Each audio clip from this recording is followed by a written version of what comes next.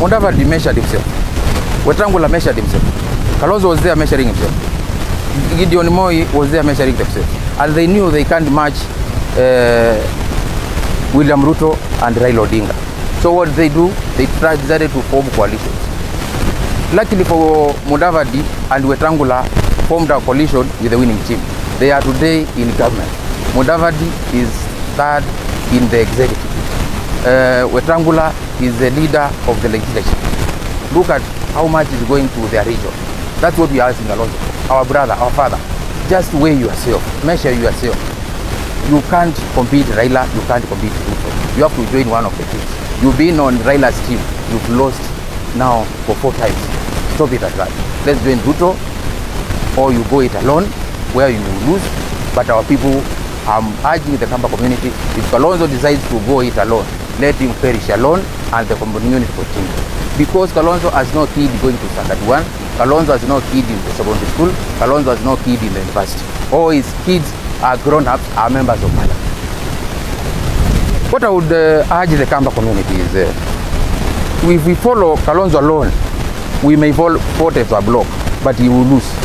So we will end up with the position where we have been for the last 20 years. When we follow, let's say Kalonzo becomes the running mate for Raila, Raila will lose to Ruto. We will also end up in the opposition where we have been for the last 20 years. So the best way to go is what we are trying to persuade our people to do. Let's join the government. An example was set, a precedence has been set by the people of Mount Kenya.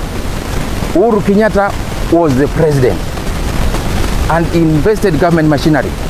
He invested all his energy to woo the Mount Kenya community to vote for Raila. But they all refused and voted 85% to William Ruto. And that's why they are today in government.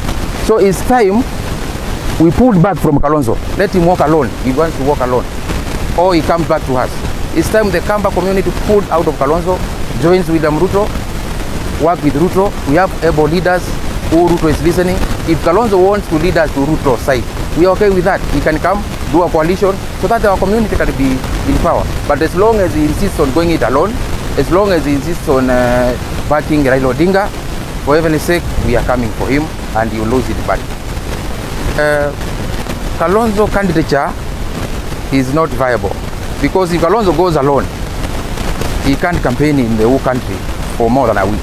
The guy will run broke in a week's time, and that's factual. Number 2, Raila has invested all his life, all his wealth in politics.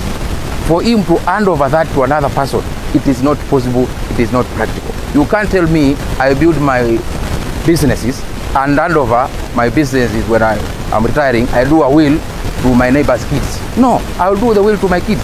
So there is no way Odinga Raila can build an empire, a political empire, and hand it over to Kalonzo. Nobody should wait for that.